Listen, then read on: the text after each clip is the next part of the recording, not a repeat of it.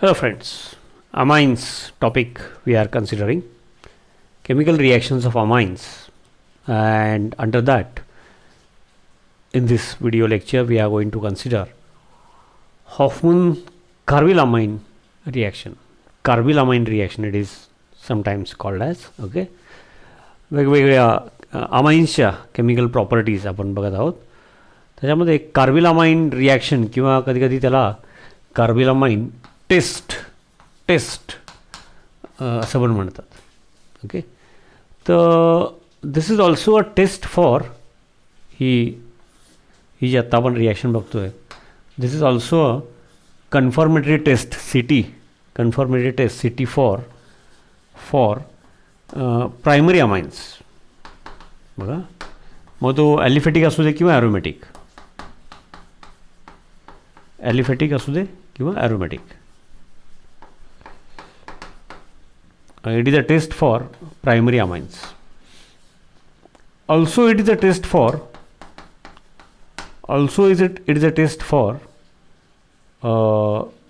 Haloform. Haloform जरी म्हणत असलो आपण तरी मॅक्झिमम वापर त्याचा क्लोरोफॉर्म आहे. It is a test for haloform C T.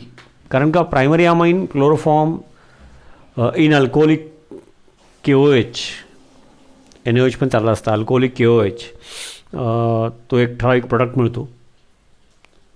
तो प्रायमरी अमाइन असेल तरच आणि क्लोरोफॉर्म असेल तरच, म्हणजे असं आहे ते.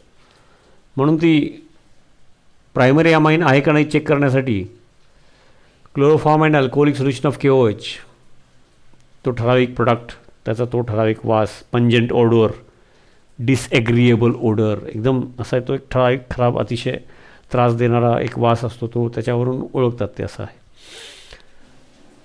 तर इथं स्केलेटन थोडंसं लिहून ठेवलं आहे, कारण ही एक आयसोलेटेड पण महत्त्वाची रिॲक्शन आहे. ती तेवढीच मर्यादित शिकायची. डायरेक्ट लिहिलेली असती आणि मग ते पाठ करतात. आता बऱ्याच ठिकाणी आपण डिटेल मेकॅनिझम बघतो, काही ठिकाणी गरज नसली तरी मेकॅनिझम बघतो, काही ठिकाणी डायरेक्ट सिलेबसमध्ये आहे म्हणून बघतो. इथं थोडंसं आपण जरा मध्यमार्ग काढूया, कारण या रिॲक्शनचं महत्त्व आणि प्रत्येकाच्या किती डिटेलमध्ये मेकॅनिझम बघायच्या, जर सिलेबसमध्ये असतील तर बघणारच, त्याचा उपयोग होणार असेल तर सिलेबसमध्ये नसतील तरी बघणार, आणि काही गोष्टी थोडं मर्यादित. मग याचा कसा अभ्यास करायचा, नाही तर काय ही रिॲक्शन असते तशीच रिॲक्शन इथे लिहिली आणि सांगितलं तुम्हाला, तर त्याला टीचिंग म्हणत नाहीत.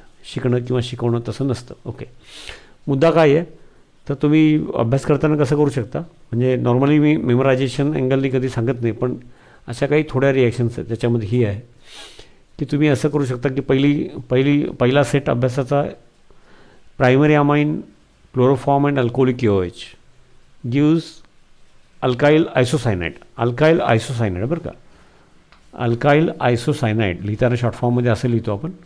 बॉन्डिंग असं आहे.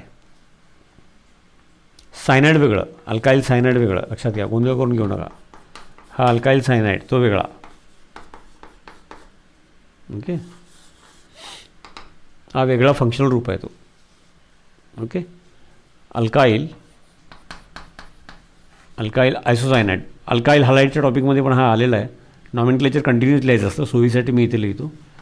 आयसोसायनाइड, आयसो डॅश वगैरे नाही, त्या फंक्शनल ग्रुपच्या नावातच अल्काइल आयसोसायनाइड. ओके, इथं परत रिपीट होईल असते. तो शॉर्ट फॉर्ममध्ये असं लिहितो आपण, त्याचं बॉन्डिंग असं आहे. म्हणजेच इथं स्प्लिटिंग प्रमोशन होत नाही. लोन पेअर आणि एम्प्टी ऑर्बिटल कार्बनचा असा शेअर होतो. इथं लोन पेअर कार्बनची आहे, म्हणजे कार्बनचं जे one lone pair and 2 unpaired, तो जो इलेक्ट्रॉनिक कॉन्फिगरेशन आहे, कळतं का बघा. ओके, 1s2 2s2 आणि हा सिंगल इलेक्ट्रॉन. असं नॉर्मली स्प्लिटिंग होऊन कार्बनची 4 व्हॅलन्सी असते, इथं होत नाही ती. हा जो नायट्रोजनची लोन पेअर आहे ती इथे येते. बघा, थोडक्यात सांगतो, यापूर्वी नेचर ऑफ केमिकल बॉन्डिंग वगैरे झालेल्या गोष्टी आहेत, अशी थोडी हिंट दिली तरी लक्षात येईल. आणि एवढा असा अभ्यास केला तर रिॲक्शन डायरेक्ट पटकन लिहायला ओळखायला फायदा होतो, म्हणून ते करतो आहे मी. ओके, तर याच्यामध्ये बेसिकली काय आहे तर प्रायमरी अमाइन, मग तो ॲरोमॅटिक असू दे किंवा ॲलिफेटिक असू दे, जसं की हा इथं इथेन अमाइन,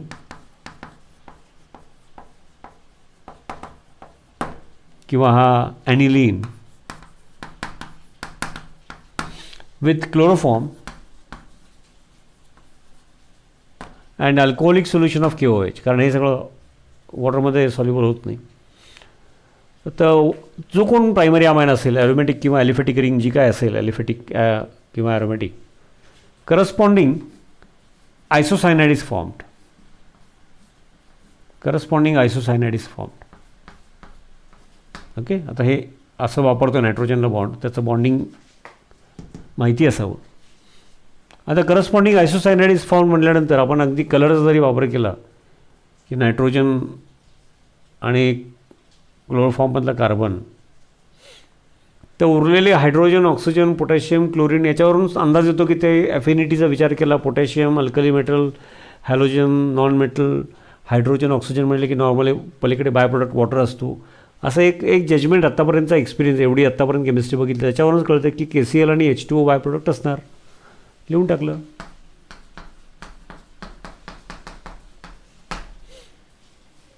मग 3 क्लोरीन आहेत म्हटल्यानंतर 3 KCl व्हायला पाहिजे. 3 KCl व्हायला पाहिजेत म्हटल्यानंतर इथं 3 KOH असणारच. 3 KOH म्हटल्यानंतर मग ऑक्सिजन 3 होतात. ऑक्सिजन 3 होतात. हायड्रोजन किती आहेत बघा बरं. इथं 1 आहे, इथं 2 आहेत, इथं 3 म्हणजे मग H2O 3 झाले बॅलन्स. That's all. केमिस्ट्रीचा आपण मेकॅनिझम आणि बेसिक केमिस्ट्री बेसिक्सवरून अभ्यास करतो, पण ही एक आयसोलेटेड महत्त्वाची टेस्ट आहे, पण आयसोलेटेड आहे. पुढच्या किंवा आधीच्या बेसिक्सला जास्त मॅच होत नाही, पण महत्त्वाची आहे. म्हणून असं करायचं ठरलं. मी आता हे करतो आहे, असं केलं की तुम्ही फटाफट मग लिहू शकाल. आणि मग हा phenyl group, phenyl isocyanide. Isocyanide functional ग्रुपलाच कार्बिलामाइन पण म्हणतात, म्हणून फिनाईल कार्बिनामाइन. Phenyl carbylamine. पुढं बघा प्रायमरी अमाइन बरं का, प्रायमरी पाहिजे. सेकंडरी अमाइन, टर्शरी अमाइनला ही रिॲक्शन होत नाही. ॲलिफॅटिकचं मुद्दाम लिहून ठेवलं इथं. प्रायमरी अमाइन आहे. Only 1 hydrogen atom of ammonia is replaced by alkyl group with chloroform and alcoholic solution of KOH. तर आम्ही एवढं लक्षात ठेवलं की corresponding isocyanide is formed. Ethyl group आहे. अल्काइल आयसोसायनाइड म्हणजे इथाईल आयसोसायनाइड.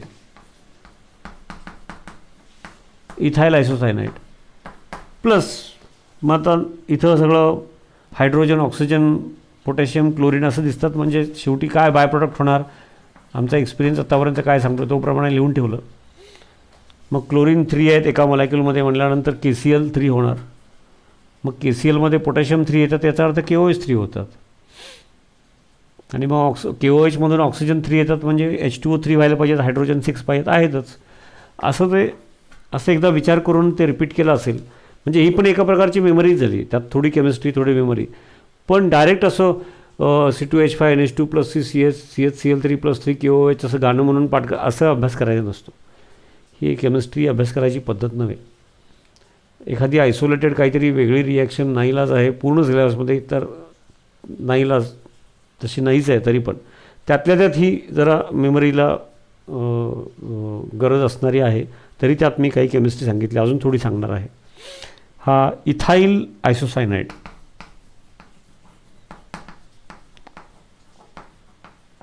आयसोसायनाइड फंक्शनल ग्रुप आहे बरं का पूर्ण एक. इथाईल आयसोसायनाइड हा सायनाइड फंक्शनल ग्रुप, तसा हा आयसोसायनाइड फंक्शनल ग्रुप. ओके, ही एक गोष्ट झाली. मग ते नोट्समध्ये आहे डिसॲग्रिएबल, पंजंट ओडर, म्हणजे बॅड पण नाही, पंजंट ओडर, असं अगदी त्रास आणि दणका देतो असं. आणि त्याच्यावरून लक्षात येतं की ज्या अर्थी हा ऑर्डर आहे त्या अर्थी हा प्रायमरी अमाइनच होता. म्हणजे अमाइन प्रायमरी आहे का सेकंडरी आहे का टर्शरी आहे, त्याच्यासाठी this test we can carry out. मग याच्यासाठी क्लोरोफॉर्म लागतो. समजा मग क्लोरोफॉर्म आहे का नाही आहे हे कळायचं असेल तरीसुद्धा प्रायमरी अमाइन घेऊन केलं तरी ही टेस्ट आहे. ओके, आता याची थोडी केमिस्ट्री फक्त अंदाज देतो, म्हणजे बरं पडेल, अंदाज येईल. सगळं मेकॅनिझम उगाच बघायला नको, आपल्याला सिलेबस भरपूर आहे, जे असलेल्या मेकॅनिझम शिकायला आपल्याला वेळ पुरत नाही आणि शिकवण्याचा उपयोग नाही. आपण BScला वगैरे जाणार असू तर त्यावेळेला शिका, म्हणजे BSc MSc PhD ते पण काही वाईट नाही आहे. बऱ्यापैकी आपण त्याची तयारी सेकंड इयरपर्यंतचा बेस आपला तयार झाला तसं जर विचार केला तर. म्हणजे त्यात नक्कीच आणखी काही जास्त गोष्टी असतात, पण जो आत्ता नवीन सिलेबस आणि त्याचे डिटेल्स त्याचा विचार केला तर आणि आमच्या 11वी-12वीची तुलना केली तर. आता क्लोरोफॉर्ममध्ये बिकॉज ऑफ मायनस हा effect of 3 chlorine atoms CHCl3 हा मायनस हा effect negative inductive effect this CH bond हा मोर पोलार आहे. पोलार असतो पण हा निग्लिजिबली असतो, पण या केसमध्ये मोर पोलार आहे कारण का मायनस हा इफेक्ट ऑफ क्लोरीनमुळं कार्बन इलेक्ट्रॉन डिफिशियंट होणार, त्यामुळं carbon will pull the shared pair more towards itself. Therefore this carbon chlorine bond in chloroform is more polar, म्हणजे पोलार नाही तर मोर पोलार. ओके, त्यामुळं OH minus ion from KOH. Therefore this hydrogen is acidic, म्हणजे with base it can be removed in the form of H+ ions, म्हणून हा acidic आहे. म्हणून अशा कंडिशनमध्ये तू त्या हायड्रोजनला ॲसिडिक म्हणायचं, नाहीतर तो ॲसिडिक नव्हे. Substance when dissolved in water if it gives free H+ ions HCl वगैरे ॲसिटिक ॲसिड ते वेगळा. इथं या रिॲक्शनच्या वेळेला because of more polarity with base this hydrogen can get removed in the form of free H+ ions, आणि मग तो OH minus आणि हा H+ यांचं H2O झालं. ते बॅलन्स्ड इक्वेशनमध्ये लिहिलं नाही, इथं लिहिलं. आणि मग हा तयार झाला कार्बॅनियन. जनरल लिहितो मी, ट्रायक्लोरो मिथाईल कार्बॅनियन असं काही म्हणायची गरज नाही. कार्बॅनियन. आणि मग याच्यामध्ये आपण रायमर टीमन रिॲक्शन RT रिॲक्शन किंवा कोल्ब्स रिॲक्शनमध्ये बघितलं आहे. तर तिथल्या मेकॅनिझम जर तुम्ही मागे जाऊन बघितल्या तर हे तुम्हाला कळून येईल. थोडी हिंट देतो. This chlorine goes out in the form of Cl- ions. त्याची शेअर्ड पेअर घेऊन जाणार. नेहमीच्या 3 लोन पेअर आहेत त्या लिहिलेल्या नाही आहेत. This chlorine goes out in the form of, बाहेर गेला म्हणून मायनस साईन आहे. ओके, गोज, आणि हाच त्याचा minus sign Cl electron pair घेऊन बाहेर गेला. आणि मग काय झालं, हा कार्बन याला कार्बिन असं म्हणतात. म्हणजे याचं जर स्ट्रक्चर आपण बघितलं, मी इथं काढतो सोयीसाठी. हा 2 क्लोरीन आणि एक एम्प्टी ऑर्बिटल, एक इलेक्ट्रॉन पेअरवाला ऑर्बिटल आणि एक एम्प्टी ऑर्बिटल. हे आपण Reimer teamer reaction, RT reaction, Kolbe's reaction त्यावेळेला हे थोडं बघितलेलं आहे. हे लक्षात घ्या. हा कार्बिन,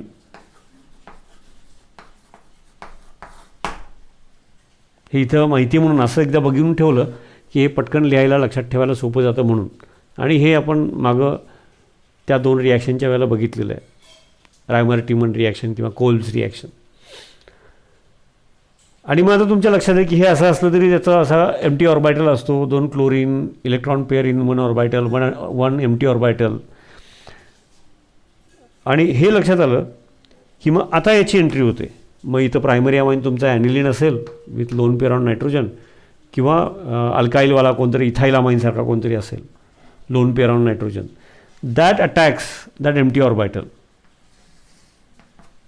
म्हणजे लक्षात आलं का, NC. आणि मग त्या पुढच्या स्टेप्स ज्या आहेत त्या सगळ्या आता मेकॅनिझम इथं आम्हाला, नाही तर आमची BSc कंप्लीट व्हायची आणि 12वी राहून जायची. एवढा अंदाज आला तरी वाज झाला. आणि त्या सगळ्या प्रक्रियेमध्ये म्हणजे ही इलेक्ट्रॉन पेअर घेऊन आताला हा क्लोरीन Cl- फॉर्ममध्ये बाहेर जाईल वगैरे वगैरे, जे काही प्रक्रिया होईल त्याच्यामधून मग अल्टिमेटली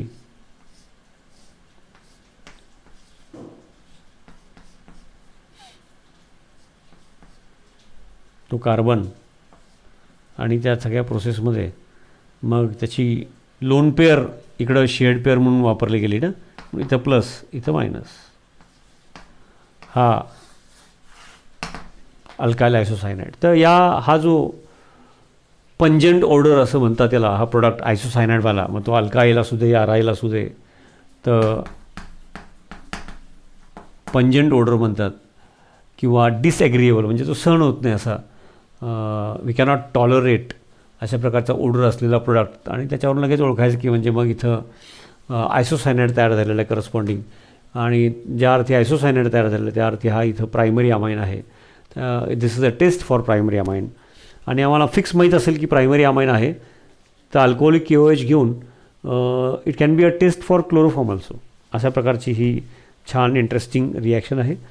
आणि MCQमध्ये जे रिॲक्शन देतात त्याच्यामध्ये A gives positive test carbylamine, negative test असं काहीतरी काहीतरी मिक्स होऊन येतं ना, त्याच्यामध्ये याचा उपयोग होतो. किंवा रिॲक्शन लिहायची असेल तर अशा प्रकारे एवढा अभ्यास केला तर अशी पटकन रिॲक्शन लिहायला मदत होती.